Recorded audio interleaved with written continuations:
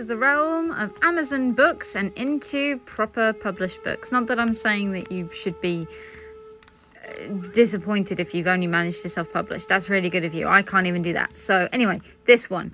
Now, this is only a novella, and I'm not gonna lie, I did enjoy it, but there were some very glaring issues with the prose used, with the way that mental health is portrayed. There's so much. Again, this is a very good premise, and I would like to see another book of this one, but I think that the author needs to take a little bit of a look at their writing in a good way. I did enjoy this, but there was some very flowery words that actually took me out of the storytelling, but it's really good. Do give it a go. So February has been a bit of a light month for book reading. This is the only book that I have read. Yes, it's another Black Library book. Yes, I've been really enjoying reading them. This one, not so much though. Don't get me wrong, I did like it, but I don't know. There was just the fantasy stuff that was in here was too much like the 40k, and the 40k stuff that was low-key in here was too much like the fantasy. So it's good. Don't get me wrong, I did enjoy reading it, but it took me a little longer because it was not my normal kind of horror story. It really threw me, that's all I've got to say. But it is good, give it a go. But yeah, I liked it. Okay, so it's book review time. I have mixed feelings about this one. It is incredibly dark, incredibly violent, and I'm not gonna lie, the first 2 chapters made me stop reading this for an entire year. I left it. I came back to it when it was the only book other than another one, which is actually kind of like a literary analytics book of Japanese mythology and folk tales. And I read this. I read the rest of it. Now, the rest of the book's good. This is a very adult book. There are scenes of torture and gore that made me feel very, very ill. But there is also same-sex romantic couples in here, which is really nice to see.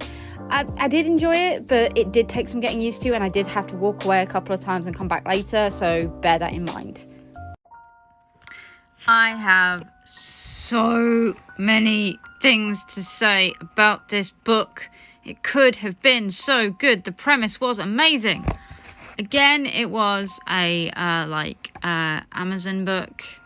There were so many grammatical errors and spelling mistakes. Now, I am heavily dyslexic and I had to train myself out of it. If you don't think that's a thing, it really fucking is.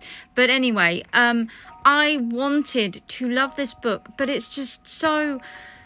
The writing prevented me from finishing it. Like, I wanted to enjoy this, but just the way that the premises, oh gosh, I wanted to like this book. It could have been something great. It wasn't. It really, really needs some editing and some work on the story, but it could be so good. Okay, so back with another book review. It's this is actually the follow-on from the book Blood Feud, and it's really good. It kind of expands and changes things about the vampires in the story, because this is actually from the point of view of a hunter. It's typical YA school for some kind of different type of person. Oh, Loki, I'm sorry, my cat is being overly affectionate today. Apparently he doesn't want me to do this book review. I mean, it's an okay book, don't get me wrong, I enjoyed it, but there is some very cheesy writing in it, so bear that in mind. Finally, we're back to our normal place to do these book reviews, and this is the first book review of a book recommended to me by TikTok, The Deathless Girls. If you like LBGTQ hints, I would say, it's not really an LBGTQ book, and you like vampires, but also kind of like a hint of alternate history, then this book is absolutely for you. I absolutely love it. I read the entire thing, all of this, in one day, and I have to say, Growler's come to say hello. God damn it. It is a beautiful designed book as well, so I do recommend it. And just in case you want it, here's the ISBN number. Once again, I'm really sick, so it does mean I've been reading. So this one was actually recommended to me by TikTok. And despite my rants about Amazon printed books, this one is printed by Amazon is actually really freaking good. So the premise is that this family have moved into this amazing farmhouse. They're going to redo it, they're going to resell it, and they're really looking forward to it. They fall in love with the house. But the previous occupant was an exorcist. Not a spoiler, it's literally in the first chapter. And it's all about their dealings with what was left over from the exorcist's house and what happened. And it's so good and has such a twist ending. I really, really enjoyed it and really, really do recommend this one. So here we are at the second book in the series of the High Republic. Now, I both liked and disliked certain parts in this one. So there is a bit of hypocrisy. If Yoda is still a master, as in the Grand Master that he is at the moment, how come that's the case when he's like, I believe this is set nearly 1,000 years before Star Wars? Please correct me if I'm wrong. And there's a lot of things going on that the Jedi don't do that they possibly should. But anyway, it's actually, other than that, a really good book. I really enjoyed the tense action. This character is an absolute badass, but I'm terrible with names. I want to hear more about him. I'm looking forward to the next couple of books in the series, even though the next book has nothing to do with the main characters. I think this was really good. So yes, I do recommend it. It's time for the next book in the series of the Star Wars The High Republic series. Now, I actually really enjoyed this one. Admittedly, there was a lot of slow setup. This is a slow burn book. I'm not going to lie there.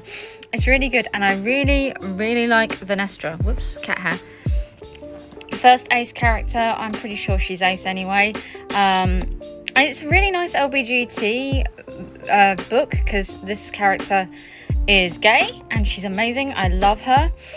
This set up so much stuff and I really can't wait to read the next one, but I do know that there's some comics I have to read there in between all of them before I move on, otherwise I'm going to be completely and utterly lost. So I actually recommend this book out of all of the other ones I've read. This is so good. I really, really enjoyed it. So, new book review. I read this in like 3 days. It is really, really, really well written. I am going to say that there are some very glaring inconsistencies and Growler's come to say hello, in the writing. So about 3/4 of the way in, Obi-Wan has an alcoholic drink and is fine with it. And then later on towards the end of the book, he has a drink again and says, how can anyone like this alcohol? And it's like, but you had some earlier. Other than that, though, I really enjoyed this. This book does make me not like the Jedi. And I feel really bad for the clones, even though they're not in this too much. Padme is a whiny cow, which I hate, and Anakin is a abusive little shit. So I suppose that kind of sets up the fact that they're both going to do what they do in Return of the Sith or whatever, Revenge of the Sith. So it's a good book. Give it a read. I haven't done a book review for like ages, but I really want to do a book review on this one, Christina Henry, The Ghost Tree. I was given to this by my sister yesterday for Yule/Christmas. It's a really thick book. It has really small writing. But I would like to say that I read this in a day. It's a really good book. In the beginning, there are some tiny little segments that made it really hard to read.